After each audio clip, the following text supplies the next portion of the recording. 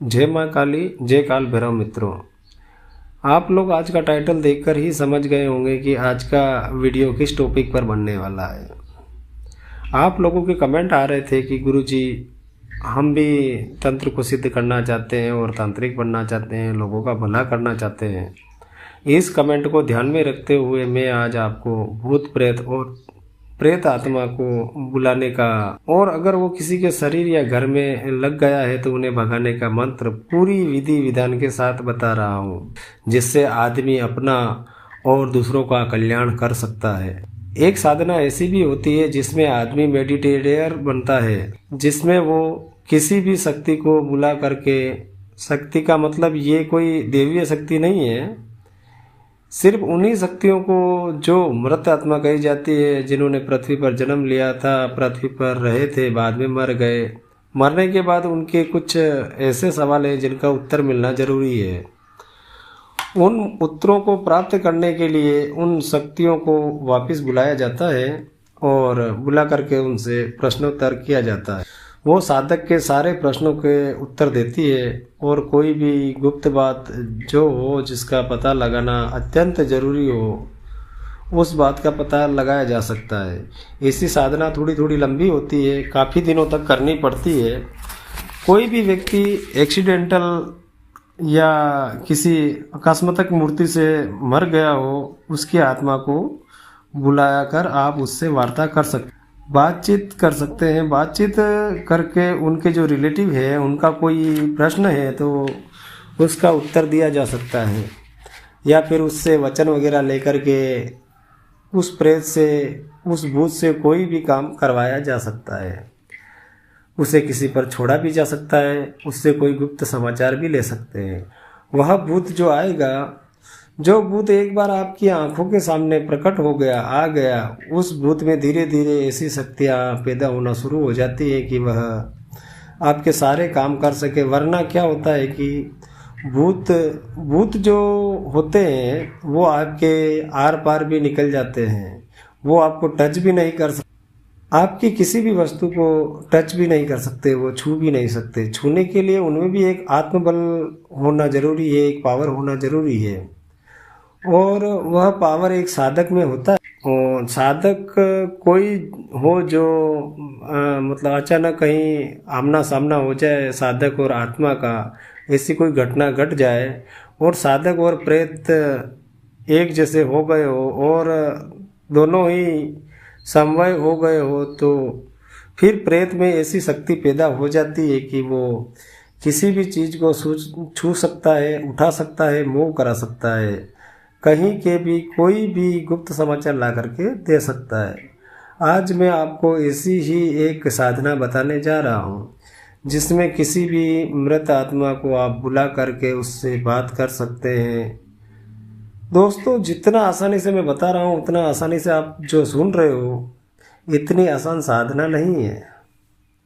मैं पहले ही बता देता हूँ, क्योंकि कहने में तो अभी भी जो मैं कहूँगा वह एकदम आसान लगेगा कि हाँ अच्छा ऐसा ही होता है क्या, लेकिन जब करने जाएंगे तब काफ़ी कुछ सामने होगा, काफ़ी कुछ डिफ़िकल्टीज आएगी, काफ़ी कुछ ऐसी अलौकिक शक्तियाँ आएगी, आपके साथ बहुत प्रकार के नाटक करेगी, बहुत प्रकार के दृश्य दिखाएगी, डरावने और विचित्र दृश्य दिखाएगी। अगर आप वहाँ से भाग खड़े हुए तो समझ लेना आपकी मौत निश्चिंत है, और अगर वहीं डटे रहे और नहीं भागे तो उस शक्ति को आप प्राप्त कर लेंगे। और उस शक्ति को, उस प्रेत या भूत को प्राप्त करने के बाद में फिर कोई भी मर गया हो, उसे बुला करके उससे बात की जा सकती है और उससे कोई भी काम कराया जा सकता है। आज मैं जो साधना बताने जा रहा हूँ वह विशेष रूप से मृत आत्मा से बात करने की साधना है। ऐसे मृत आत्माओं से बात करने के लिए पूरे विश्व में कई प्रकार के कार्यक्रम चलते हैं, कई प्रकार की साधनाएं चलती है। प्लेन चिट भी उन्हीं में से एक है। प्लेन चिट के थ्रू भी मृत आत्मा को बुला करके बात की जाती है, और सम्मोहन के द्वारा भी मृत आत्मा को बुला करके बात की जाती है। अनेक मंत्रों के द्वारा भी मृत आत्मा को बुला करके बात की जाती है। मृत आत्माओं पर बहुत सारे कार्य पूरे विश्व में चल रहे हैं। आप भी चाहो तो मृत आत्मा को बुला करके उनसे अपने सवाल पूछ सकते हो और उनके जवाब सुन सकते हो, उनके रिलेटिव को बता सकते हो। इससे रिलेटिव की बड़ी मदद होगी। और इसमें कोई आत्मा ऐसी भी होती है जिसको कुछ बात कहनी थी, जैसे किसी के कोई भी गुप्त बात हो अपनी औलाद को या किसी भी व्यक्ति को तीसरे व्यक्ति को बतानी थी, वह बताने से रह गई और वह मर गया, तो वह मृत आत्मा भी आपसे संपर्क करने अपनी बात कहने का प्रयास करेगी। लेकिन एक बार सिद्धि मिल गई तो आपको वह सेंस खुल जाएगा जिससे आप किसी भी मृत आत्मा से बात कर सकते हैं। एक बार सिद्धि मिलना जरूरी है। एक बार सिद्धि मिल गई उसके बाद में तत्काल फिर आपके अंदर वह चीज़ खुल गई तो फिर मृत आत्मा को बुला करके आप बेखौफ होकर के उस आत्मा से आप बात कर सकते हैं। कभी कभी कुछ दुष्ट आत्मा भी होती है जिससे थोड़ा सा, तो जब मैं ये साधना बताने जा रहा हूँ तो इसका मतलब यह है कि आप जिस समय पे ये साधना करो तो देखो ग्रहण काल में ये साधना करनी है। जब भी आपको ये साधना करने जाओ तो अपना सुरक्षा चक्र अच्छी तरह से मजबूत करके कवच लगा करके, कवच का मतलब कि हनुमान जी आदि का कवच मत लगाना, नहीं तो भूत प्रेत की आत्मा आपके पास आएगी ही नहीं। जब प्रेत आत्माओं से संबंधित बात आती है तो भैरव जी का कवच लगाया जाता है, माँ काली का कवच लगाया जाता है और माँ काली और भैरव जी से पहले प्रार्थना की जाती है कि मैं आत्मा को, मृत आत्मा को, उस व्यक्ति के आत्मा को बुलाने के लिए काम कर रहा हूँ और इसलिए आप हमें कवच आपका हम ले रहे हैं, इससे मेरी रक्षा होनी चाहिए और उनके आने में किसी भी प्रकार की बाधा नहीं हो। भगवान मुझ पर ऐसी कृपा करें। कोई भी कवच लगाने से पहले कवच के जो देवता है उससे ये बात प्रार्थना पूर्वक कहनी जरूरी है। यह बोल दिया तो आपका काम वह करेंगे। रात्रि काल में जब भी ग्रहण शुरू होता हो, जिस शमशान घाट में किसी मुर्दे की चिता जलाई गई हो, उस शमशान घाट में कोई भी पेड़ हो, अगर पेड़ बरगद का हो तो अति उत्तम, और बरगद का पेड़ नहीं है तो कोई भी पुराना पेड़ हो, उस पेड़ के नीचे खड़े होकर के आप यह साधना करनी है। आप एक दीपक जला लें, सरसों के तेल का दीपक जला लेना है, धूप कर लेना है, अपना कवच या देह रक्षा मंत्र अच्छी तरह से करके और चक्र वक्र लगा करके फिर जो मैं मंत्र बताऊंगा उस मंत्र का ग्रहण काल शुरू होते ही मंत्र का जाप शुरू कर दें। सबसे बढ़िया तो यह रहेगा कि आप नग्न अवस्था में रहें, आपके शरीर पर एक भी वस्त्र ना रहे, और अगर वस्त्र रखना ही है तो एक छोटा सा काला कपड़ा ले लें और उसको गीला करके अपने मतलब कि निचले भाग पे ही लपेटें, क्योंकि गीला काला कपड़ा लपेटने शरीर के ऊपर लपेटेंगे तो शरीर नग्न ही माना जाता है। जब आप साधना करेंगे दक्षिण दिशा की तरफ मुंह रखना है। जैसे जैसे आप साधना करेंगे तो वहाँ रहने वाली सभी आत्माएं अपनी अपनी करामात दिखाना शुरू कर देगी, डर भय और दिखाना शुरू करेगी, और आप डरना मत, निडर होकर के साधना करना। आपने मंत्र का जाप रुद्राक्ष की माला हो या मुंड माला हो, ऐसे मंत्र का जाप करना है। मंत्र है ओम ह्रीं फ्लोम अंग श्री सर्वेश्वर पद्मात्रे नमः। इस मंत्र का आपको जप करते रहना है। मंत्र गुरु से दीक्षित होकर लेना है और कोई अच्छा जानकार आदमी हो उसको साथ में ले जाए तो और बढ़िया है, क्योंकि प्रेत दिखेगा, बहुत सारे नाटक होंगे, आप छोड़कर भाग गए और सुरक्षा चक्र के बाहर निकल गए तो कुछ भी हो सकता है, आप पागल भी हो सकते हो। ऐसे साधक बहुत से हैं जो पागल हो चुके हैं, कुछ भी हो सकता है, हार्ट अटैक भी हो सकता है। तो कोई एक अच्छा जानकार व्यक्ति जो हो उसको आप साथ में ले जाए तो बढ़िया रहेगा, और अच्छी तरह समझ करके फिर ही साधना को आप कीजिए। तो इस मंत्र का जाप करते रहें, जब तक ग्रहण काल पूर्ण नहीं होता तब तक इस मंत्र का जाप करते रहिएगा। और प्रेत आपके सामने आ जाए, उपस्थित हो जाए, आपसे बात करेगा, एक बार इस मंत्र को आप सिद्ध कर लोगे तो आप कभी भी इस मंत्र का प्रयोग करके किसी भी भूत प्रेत जिन जिन्नात को बुला सकते हैं। उससे पहले हाथ में पानी लेकर के आपको शिव जी के सामने संकल्प करना पड़ेगा कि मैं फलाने व्यक्ति की आत्मा को बुलाने के लिए, वह आदमी जो मर गया है या फिर वह स्त्री जो मर गई उसकी आत्मा को बुलाने के लिए मैं साधना करने जा रहा हूँ। हे भगवान मुझ पर कृपा करना, उसकी आत्मा को मेरे सामने उपस्थित करना। आप ऐसा कह देंगे तो इस संकल्प में बंध जाएंगे और वही आत्मा आपके पास आएगी, दूसरी आत्मा आपको परेशान नहीं करेगी। अगर आपके पास कोई जान पहचान का हो तो आपको कोई ज़्यादा नुकसान नहीं पहुंचाएगा, सीधा सीधा आपसे बात करेगा और काम होते ही वह चला जाएगा। वह आपसे पहले ही कह देगा कि मेरे पास 2 या 5 मिनट से ज़्यादा का समय नहीं है, 2 या 5 मिनट से ज़्यादा देर तक मैं आपके पास नहीं रुक सकता, मुझे जाना पड़ेगा। क्योंकि उन पर भी पाबंदियाँ होती है, उनके भी मालिक होते हैं, उनके भी सब सिस्टम होते हैं, उनके भी घर होते हैं, उनका भी सब कुछ होता है। वह ज़्यादा देर तक इंसानों से बात नहीं कर सकते, या कोई सिस्टम होता है उनको तो अपने सिस्टम को आपको बता देंगे कि तो उसी समय के अनुसार आप अपना काम निपटा दे।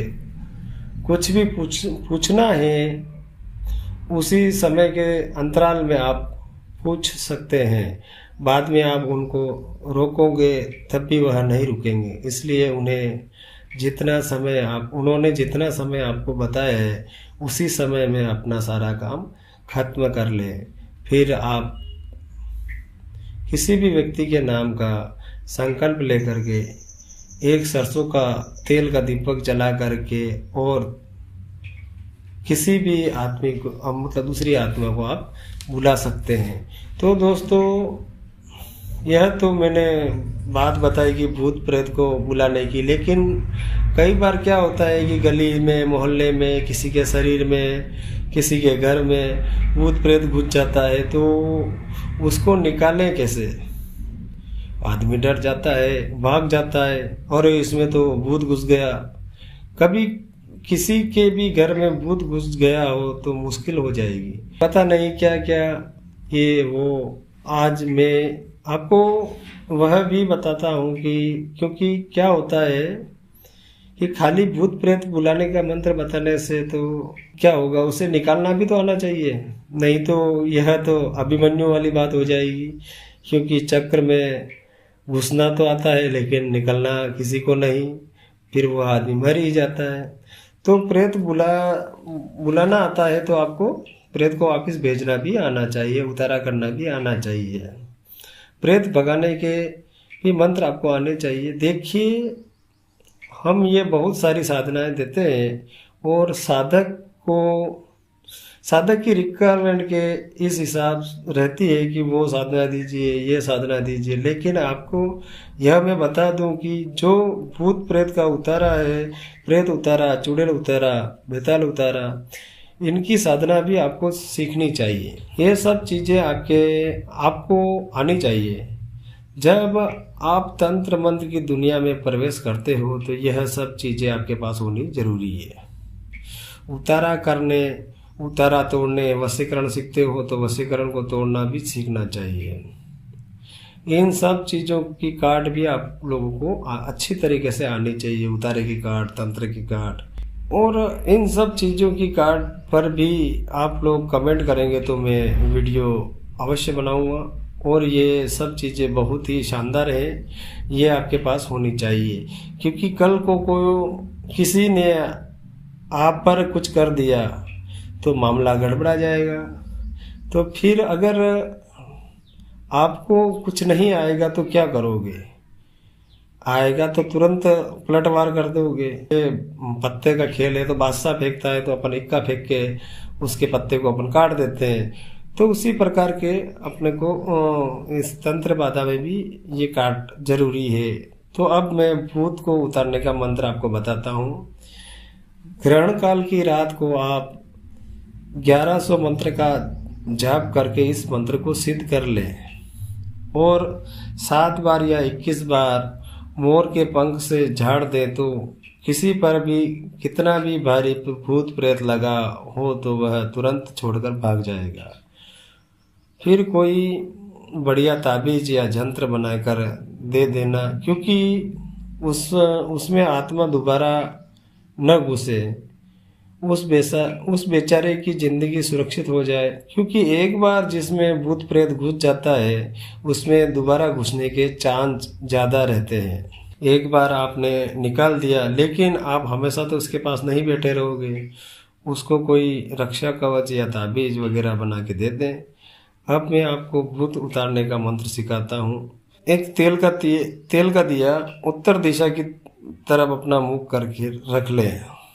लाल आसन पर बैठे, लाल वस्त्र पहने, एक धोती, मीठे तेल का एक दीपक, अपने सामने एक बजोट रख दें। बजोट पर ये दीपक जला दें और गूगल का धूप जला लें। कुछ फूल अपने पास में रख लें। बजोट यानी कि जिस पे अपन पटिया वगैरह ऐसा कुछ भी हो तो उसको एक बजोट बना ले, उसके ऊपर दीपक जला दें और 5-10 बतासे रख लें। ये सारा सामान सामने रख कर के और भगवान से प्रार्थना करना है कि हे भगवान, हे ईश्वर, भगवान शिव में भूत उतारने के मंत्र को सिद्ध करने का प्रयास कर रहा हूँ, मुझ पर कृपा करना कि मैं किसी भी व्यक्ति के ऊपर से भूत प्रेत उतारूं तो वह उतर जाए। यह मंत्र मैं सिद्ध कर लूं, आपकी कृपा रहेगी तो मैं इस मंत्र को सिद्ध कर लूँगा। ऐसी प्रार्थना करके आप फिर इस मंत्र को सिद्ध करना शुरू करें। मंत्र है ओम नमो ओम हींग हींग हूं नमो भूत नायक समस्त भुवन भूतादि साधय साधय हैंग हैंग हैंग। इस मंत्र को 1100 बार जप करके सिद्ध करना है। मंत्र सिद्ध होने के बाद आप इसका प्रयोग कर सकते हैं। किसी में भी भूत प्रेत घुसा हो तो थोड़ा उससे दूर होकर के इस मंत्र को पढ़ करके फूंक मारिएगा और फिर वह कुछ बोलने लगे तो उसके पास जाइए। समझ लेना कि आपको मंत्र अगर वो कुछ बड़बड़ाने लगे, ऐसा कुछ करने लगे तो आपका मंत्र काम करने लगा है। और इसमें अपनी देह रक्षा सबसे महत्वपूर्ण है। मैंने पहले ही बता दिया है कि चाहे किसी का भी भूत प्रेत निकालने जाओ तो पहला काम यही है कि अपनी देह रक्षा, अपना घर किलन, ये जरूरी है। नहीं तो क्या होगा कि जहां आप भूत प्रेत निकालने जाओगे तो वह आपके घर पर आकर के मोर्चा संभाल लेगा और आपके घर के सभी सदस्यों को परेशान करने लगेगा। तो इसलिए अपने घर को कीलन करना भी अति आवश्यक है और अपने सभी सदस्यों को रक्षा कवच देना भी जरूरी है। तो मित्रों, यह जानकारी आपको कैसी लगी आप हमें कमेंट करके जरूर बतावें। जय काल भैरव।